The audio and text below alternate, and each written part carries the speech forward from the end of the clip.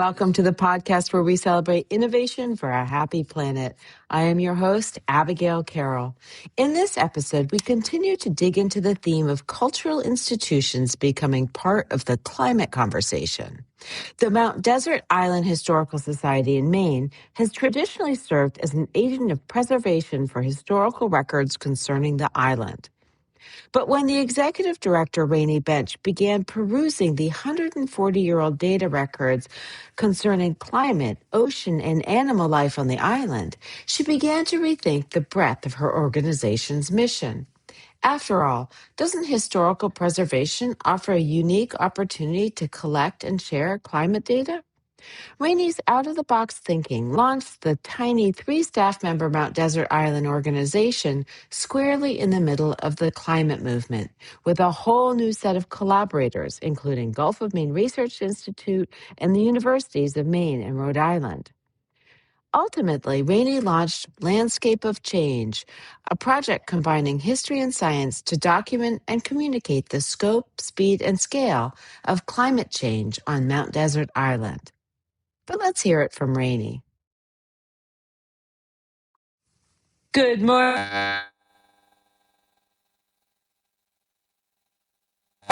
Welcome to the podcast, Rainey.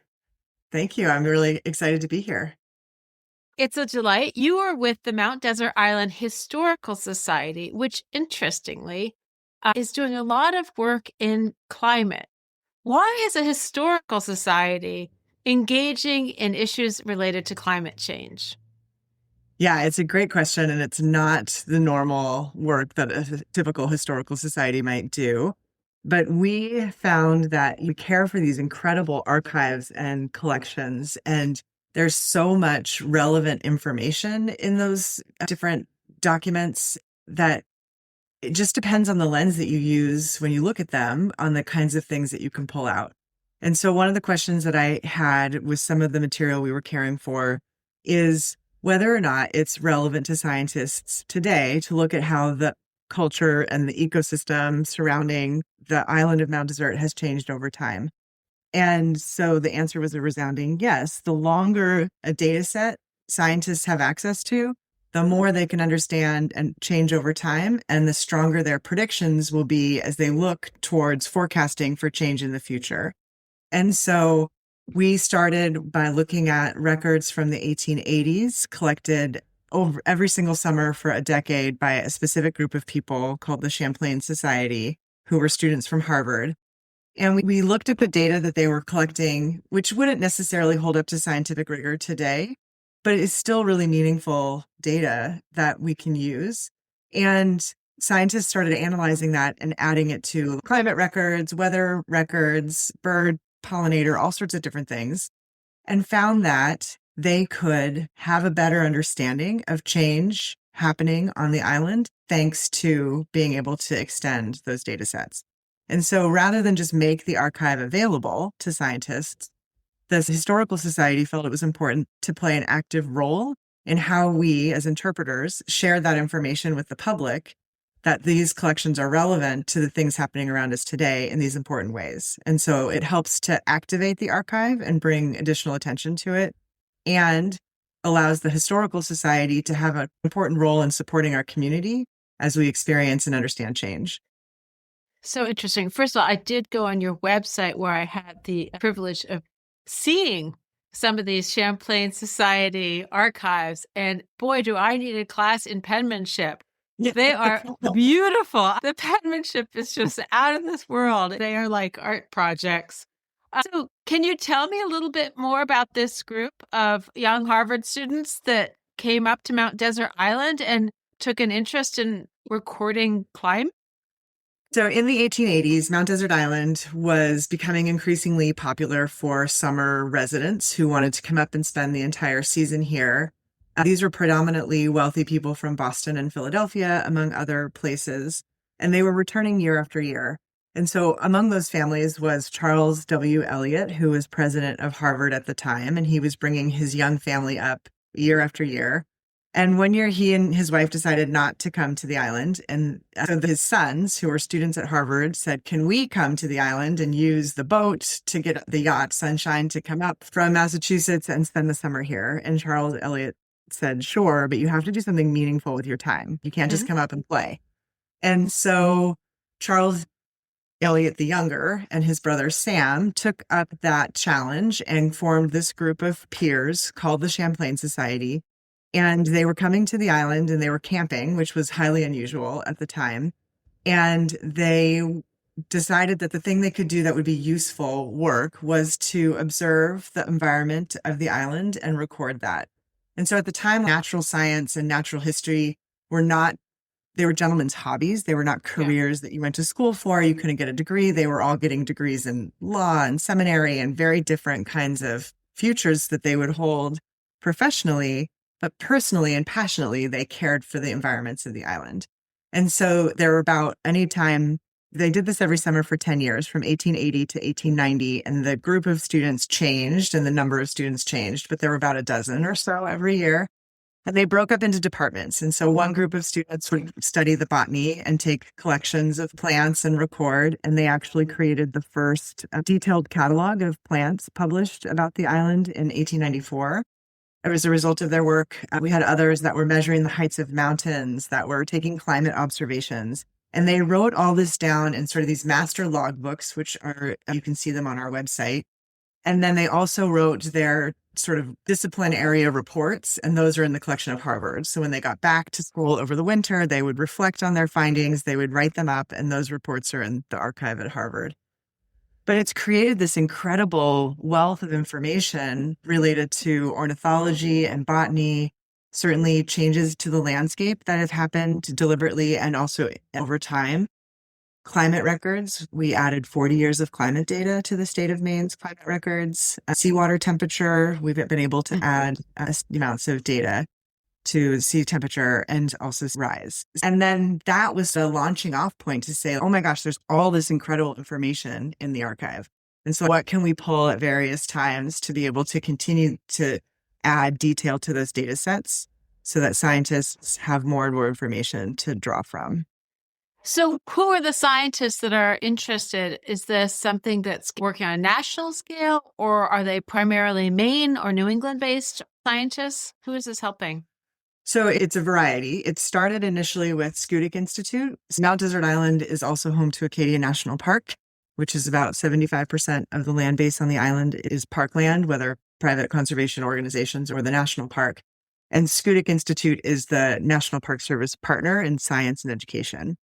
So Schoodic has been a huge partner for us in doing this work. And so the scientists that they have coming through working for the National Park Service are among the scientists accessing that data. But in addition to that, we've partnered with Gulf of Maine Research Institute, which extends all along the coast of Maine and into southern portions of New England. We've been working with the University of Rhode Island on sea level rise, University of Maine related to climate change, and then a lot of community or citizen sourced science. So people who are out on the landscape right now, taking observations with their phones or using apps like eBird and iNaturalist to be able to document what they're seeing on the landscape today. And so those source materials are all put into public source databases like Anecdata. And so then other scientists have access to that, whether they're on the island or not. They can look at those source material in the public access space and be able to do different types of studies.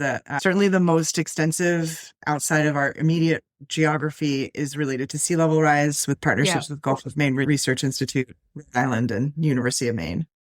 That's certainly an issue that is on the minds of most people living on the coast in the world at this point. It's not just Maine. Right. Has there been some sort of processing of this information where we can tell what the difference between a low tide in 1880 or a high tide in 1880 or a king tide in 1880 and today? Yeah.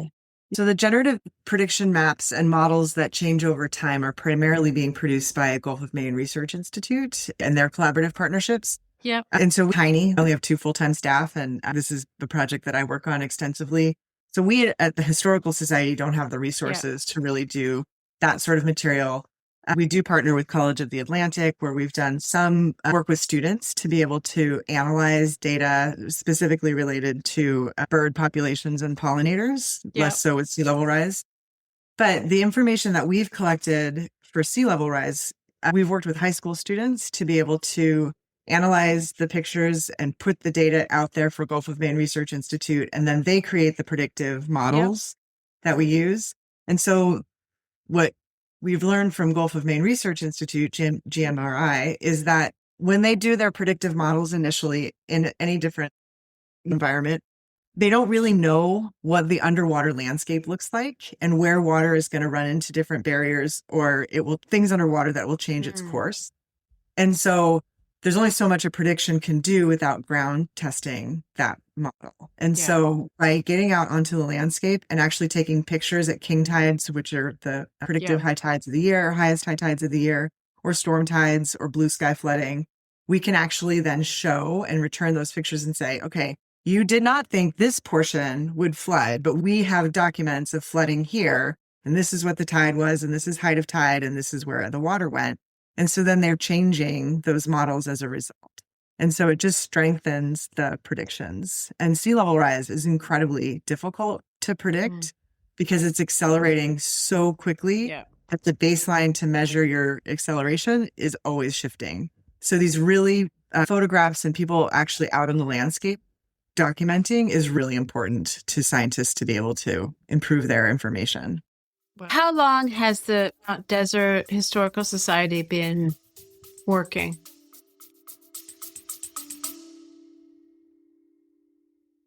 For a blue economy to thrive, people need to use more sustainable products. But which products? And will consumers actually adopt them?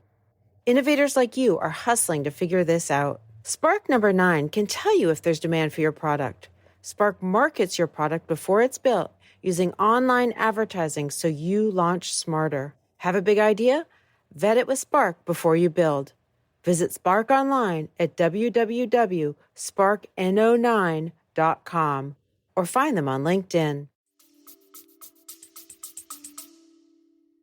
So we've been an organization since we were founded in 1931. So we're coming up on our centennial, but we've been doing this climate work since 2020.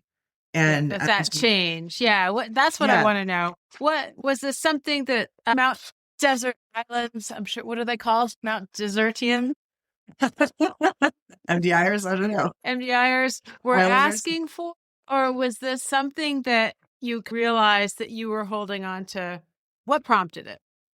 Yeah, so our organization specifically was not being looked to as climate resource, but we publish a journal every year called Chibako, which is the name of a style of boat. And it has different articles related to new scholarship about island history every year. And in 2020, we had a special edition that focused on the Champlain Society records that were held in the collection.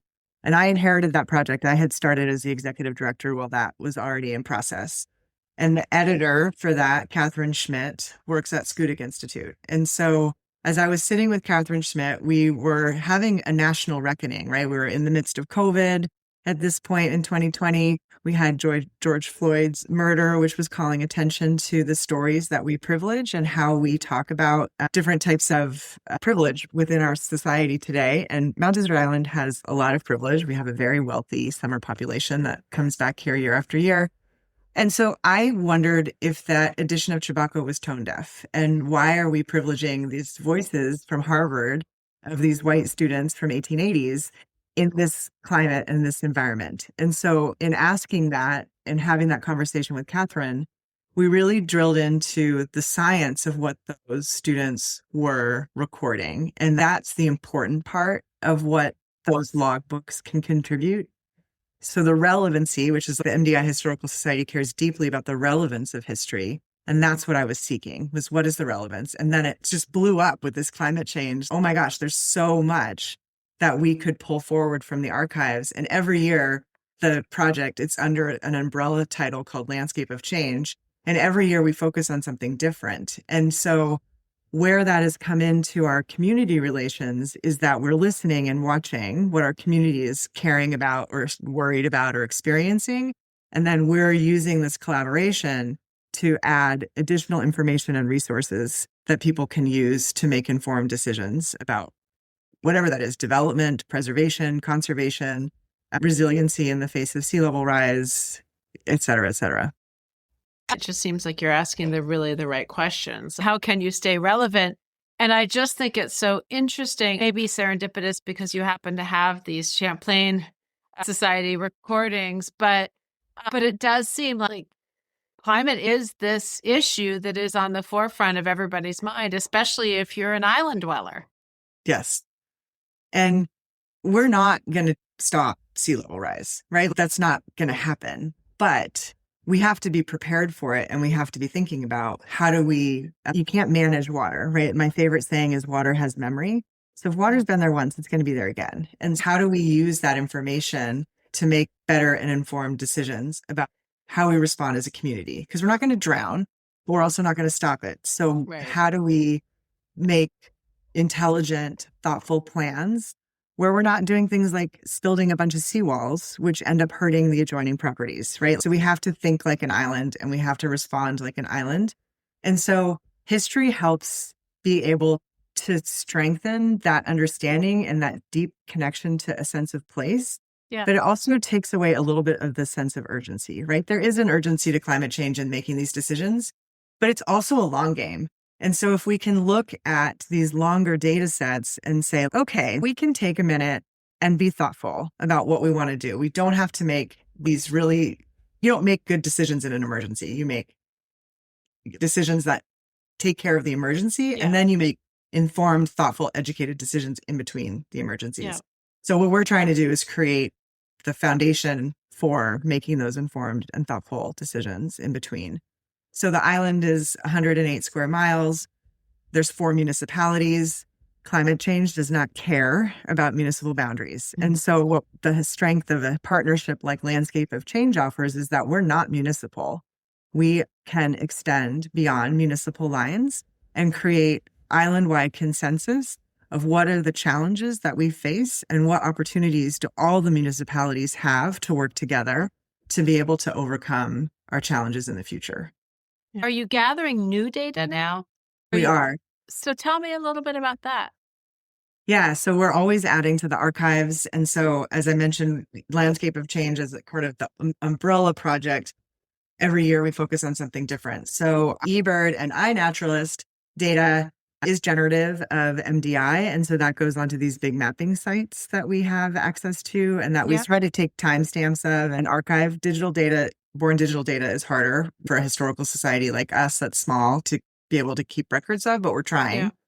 Yeah. And then we're also asking for people to send us journals, logbooks, diaries, letters, those kinds of things related to when does the first robin come? When did you get ice out on your pond? Did you see this king tide come into a space you haven't seen happen before?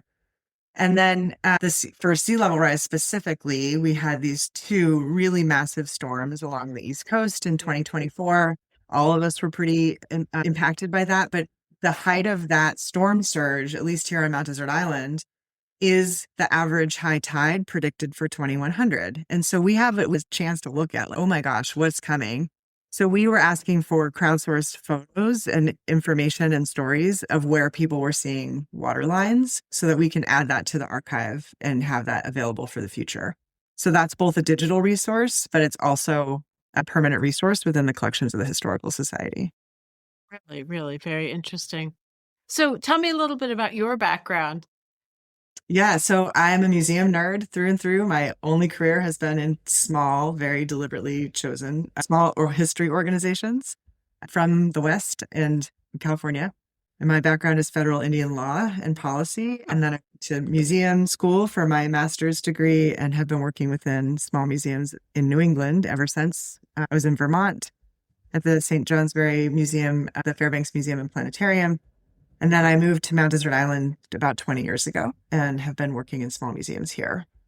You were at a planetarium, so you have showed some interest in science and the environment. Yeah, certainly. But I think what tapped that interest was not so much my professional museum background, but just as a parent and a concerned citizen watching change unfold at an increasingly rapid rate and an ability within our communities to deny the science and to deny what we're seeing with our own eyes of what the impacts of climate change are.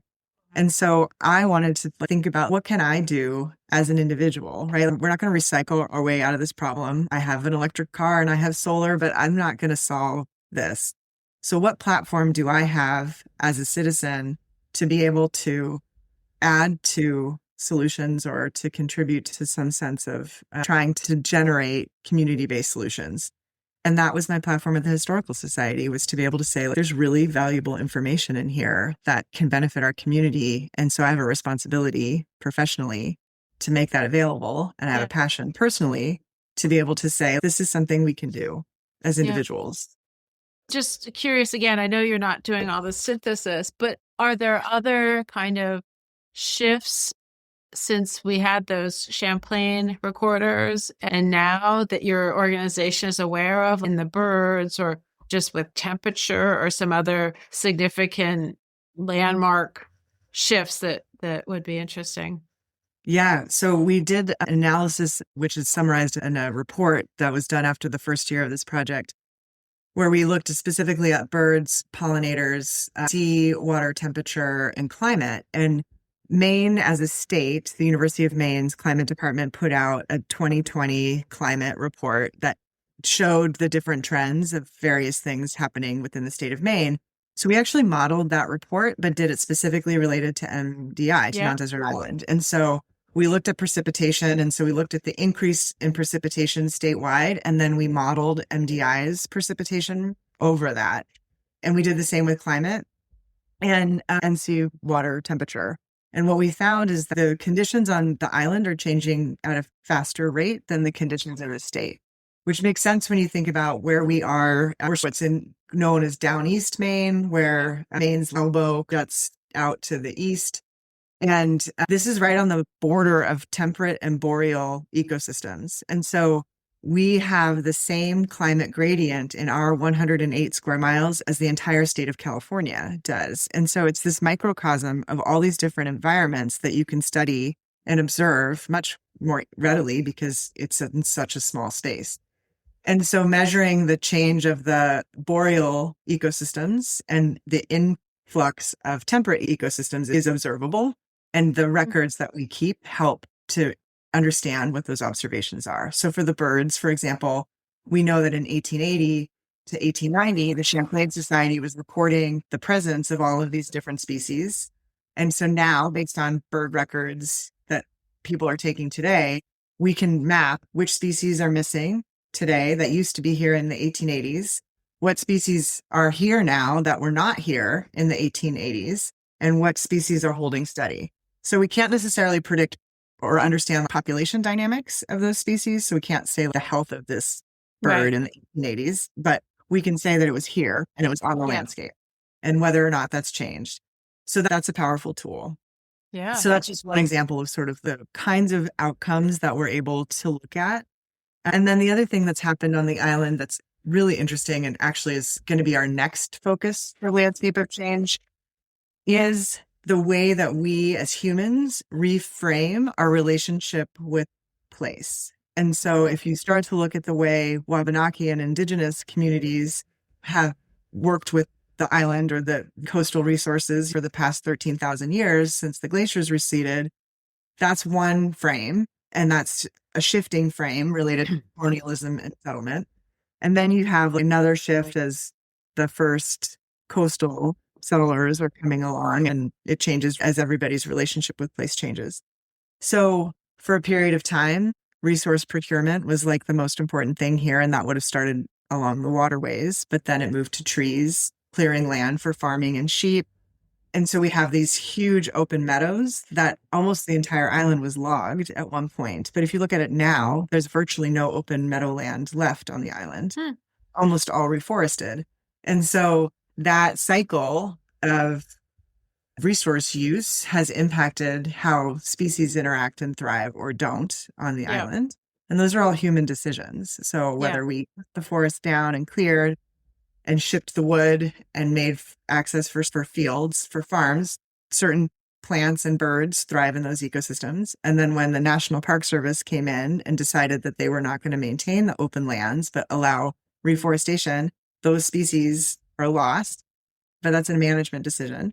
And so then now we have another species that comes in and or expands its territory. And so again, the Historical Society has the ability to piece together that whole longer picture of human impact to the island so that we can make better informed decisions moving forward. Do we want to keep open meadowlands that are here, preserve those now intentionally, or is the reforestation? And do you have an opinion on that? I don't. I do think the cultural landscape history is important to understanding place and identity. And so I think it would be a shame if we lost some of those historic farmscapes for a variety of reasons. And settlement, Wabanaki people were burning, right? They were controlling the landscape too. And so by not doing that, species who have been here for centuries are losing their landscape or their ecosystems and territories, even though those landscapes are humanly managed. Right. So are forests. So personally, I guess I would like to see a balance of being able to acknowledge that history of open land and farmscapes in the same sense as we manage wildlands.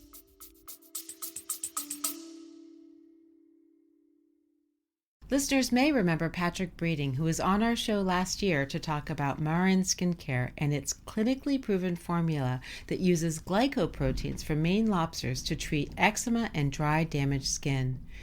This company has since become wildly successful with this lobster lotion, and Patrick is inviting listeners to a 20% discount on their products by using the coupon code HAPPYPLANET on their website, marinskincare.com. I use this product myself, and I highly recommend it.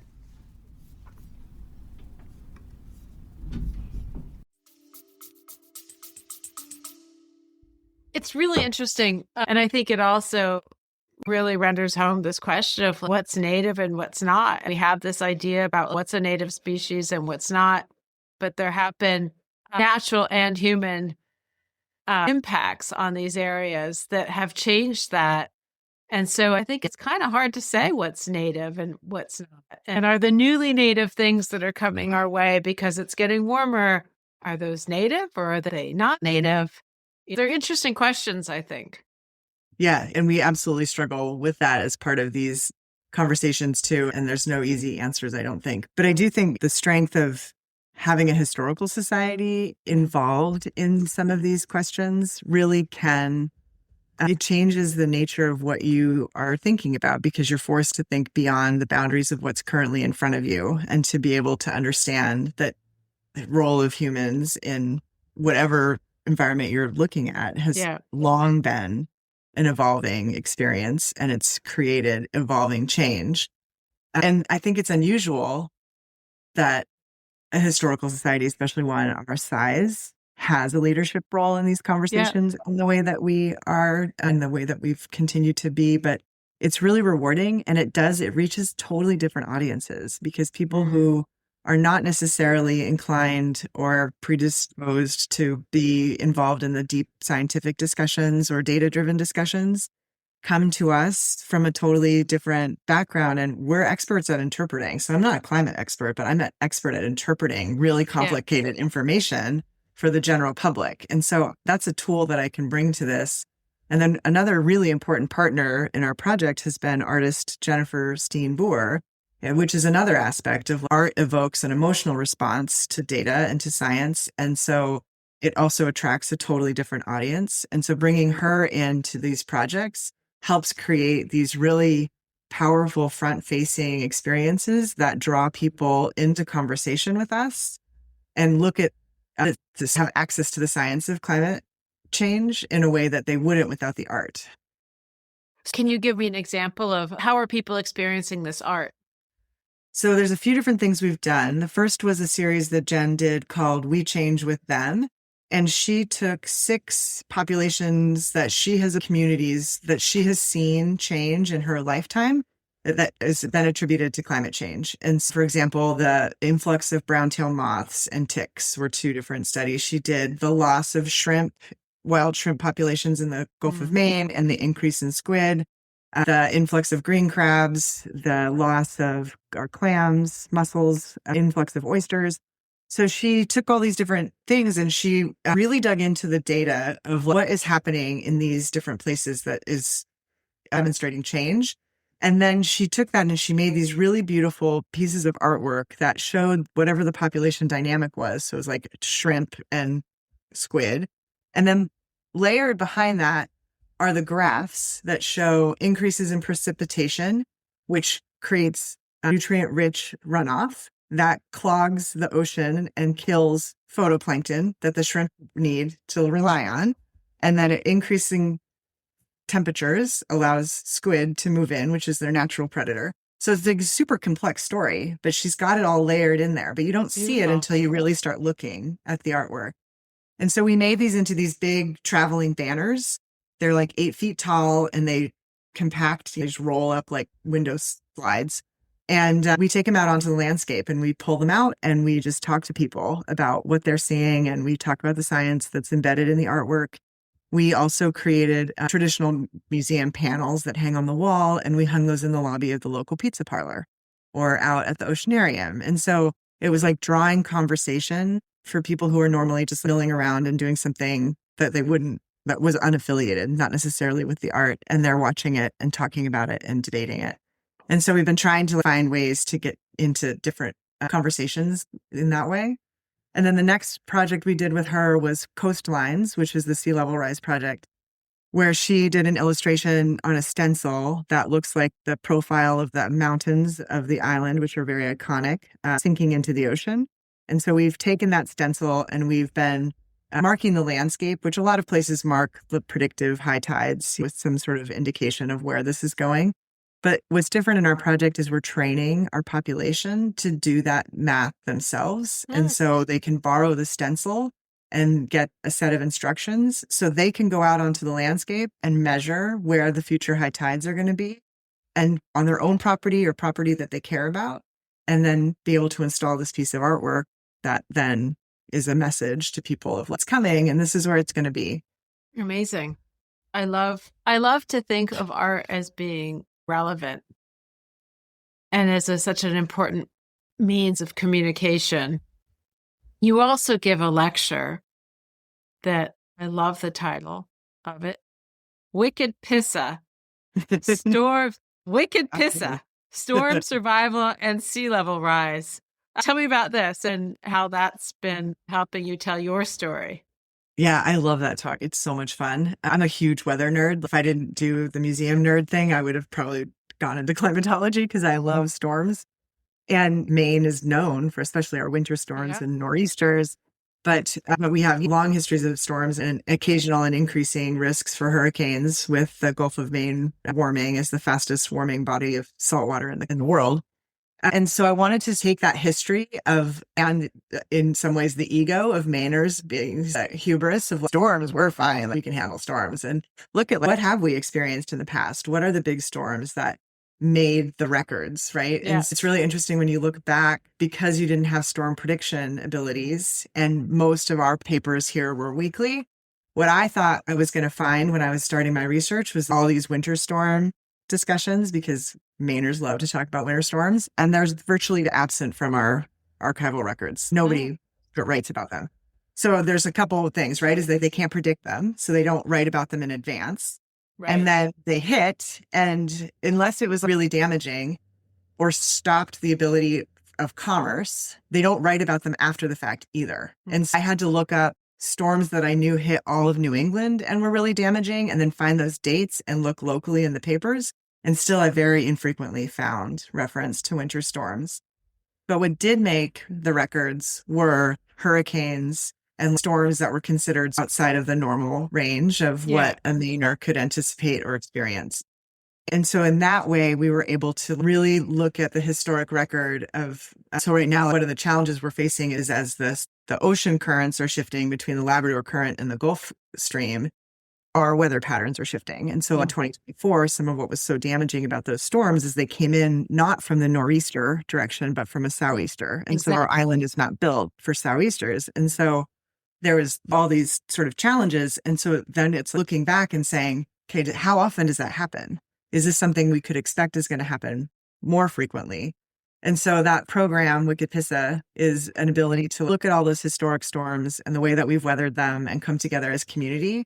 But then we partner with the Gulf of Maine Research Institute to say, okay, here's the science behind the shifting nature of our storms and precipitation and sea level and storm surge. And where is that going? And then how are we going to have to survive this in the future? Because the answer is not just, first of all, it's not building back what we had. And it's certainly not building back to infrastructure at a certain set point. It has to be a change in how we think about resiliency, and that we are building back resiliency in the plan. So the plan is flexibility. The plan is we have to be able to respond, not just to recreate.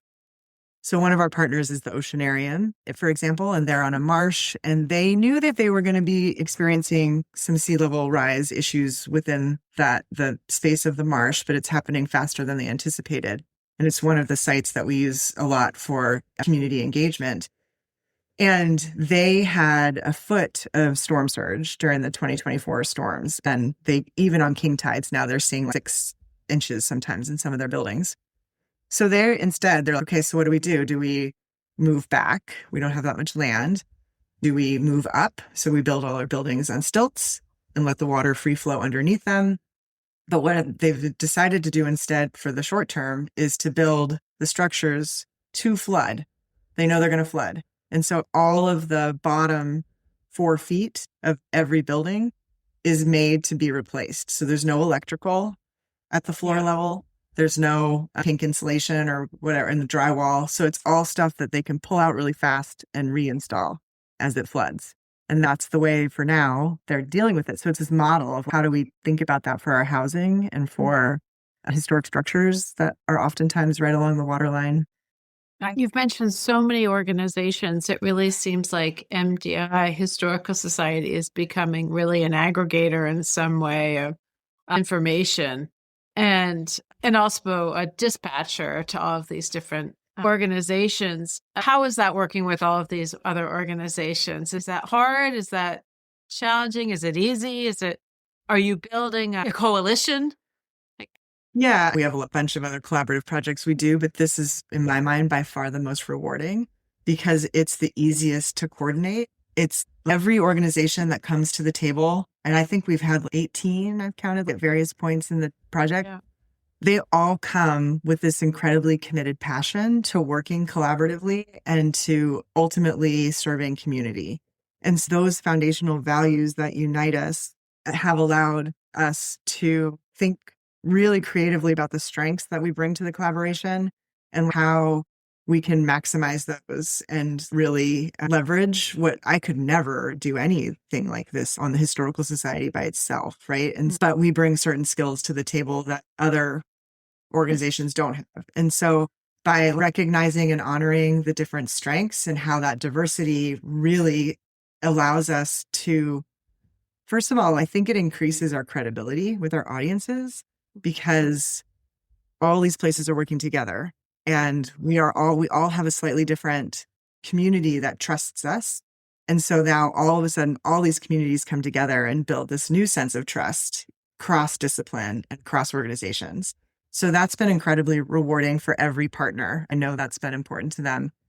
And then beyond that is the ability to maximize the work, right? So it's like, we couldn't reach here. We wouldn't be able to do this, but we can now. So like Gulf of Maine Research Institute strengthen their partnership with the schools or the municipalities because they're working with us to crowdsource photos and to get students out on the landscape and doing the work to document my tides. It's not to say Gulf of Maine couldn't do that by themselves, but they were able to do it better because they worked in partnership with us. So you're not recreating the wheel over and over again. No, I think it's great. And as I step back and I'm looking at this wee organization up in Mount Desert Islands, which in 2020, when you started the climate work, had been in existence for 90 years. And I'm thinking also there is something called cultural climate change. And I think you mentioned you have this obsessed with weather, you're a weather nerd. You're just the right person at the right time to take this organization in a really interesting new direction. I'm sure you're still maintaining the other work as well, for sure. But I think there was just a nice opportunity here that you seem to feel like you've got good trend analysis, as you said. And it's interesting you mentioned the cultural climate change. That's been especially notable in the last 2 years since the Trump administration has been focused on eliminating resources for climate change and then removing climate change language out of federal agencies. So as I mentioned, most of the island is Acadia National Park. They were forced to take down all of their climate information within the park. So as partners, we don't have to do that. I don't get federal dollars. And so I can still talk about that. And I will say our donors, when those signs came down in the park last fall, we had donors specifically reaching out to us and saying, what are you doing? They knew and felt we had an obligation to act, and they wanted to know and hear from us. What are you doing to document that? And what are you doing to counteract the lack of information present in the park outside of park boundaries? And so we had to be accountable to our community in that moment. And we still are. And it's going to be ongoing loss within federal landscapes for a while. But it doesn't mean that the science has gone away or that the problem's not disappearing anytime soon. Certainly not. It's probably going to be exacerbated, unfortunately. And so, our opportunity and obligation is to make sure that we're picking up that mantle or the banner or whatever it is, and we're carrying it forward while our partners can't. So we have more burden of responsibility in some ways than we had coming into this. It's very interesting you say that, because I feel like We Are a We podcast with a very specific, or especially at the beginning, with very specific focus on startups, and we're broadening a little bit our view because others are shutting down. Mm-hmm. And we're seeing a little uptick in interest. We're not going to become the number one podcast on Spotify anytime soon, but I do feel a bit of a responsibility to keep the story going. And because so many others either, I'm not sure why, I think some people just decided it wasn't in vogue anymore. They're the people that kind of were riding the wave. And so I think we're going to try to play this long and keep going, because I think telling these stories is more important now than it has been in a long time. I think that's right. And it needs to come from every sector in every direction, right? It can't just be the burden of science because it's not going to work. We all have to see our space in it. Yeah. So I ask everybody, first of all, is there anything that I didn't ask you that you'd like to talk about? Or you'd like me to ask you? No, I don't think so specifically. I think we've covered really the breadth, the partnerships and collaborations, the desire to be the biggest thing that I think what we've learned as me, especially as a museum professional, have looked across the field, and this model has been featured more and is gaining attention, is that archives don't have to be passive partners of just research available to scientists or authors or scholars or whatever. Like, we can activate those archives to become really meaningful. Yeah. And I think that's really inspiring. And that this tendency to think it's like big or climate mission organizations are responsible for this, we're the anecdote to that. We're tiny and we are a historical society. And I can say that we have found the most meaningful community engagement through this work. And anyone can and should find whatever their avenue is to be able to talk about this and to bring it forward as a community and not to be scared. So I've been doing this for 6 years now as not a scientist or a climate person. And I've never gotten into a fight with anyone. No one's ever called me onto the table and been like confronting me for talking about human-driven climate change. So that fear that we all inherently have of confrontation or like unease that someone is going to argue with us about it has not played out for us.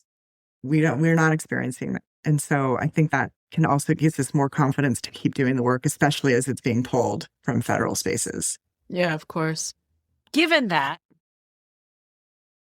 and given all that you're seeing on the positive side, I'm going to ask you the question I ask all people on the podcast, but are you optimistic that we're moving towards a happier planet? No. climatically speaking. I'm Share the pessimism. It's honest. We were looking for truth here. We're not looking for. Yeah. I mean, I hate to say that because so there's two answers. Okay. Right. So the optimistic answer is that I feel like that in my community, right? So the places that I affect change, I feel positive and optimistic, and I feel effective in improving the cultural and landscape ecosystems in which I have influence. Yeah.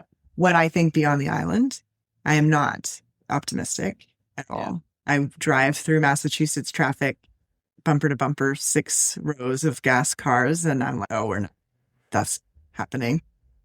And so that can get overwhelming and feel like really just discouraging, and not even discouraging doesn't even capture it, right? It's just disheartening. And it makes you sometimes want to give up, or me sometimes want to give up. But then I come home and it's like, okay, I can affect change locally. And so that's all I can do. And so rather than looking at those 6 lanes of traffic and feeling impotent, I can come home and look at the artwork that we've installed, or the measurements, or the conversations taking place at every town sustainability committee now, and be like, okay, I helped bring that forward.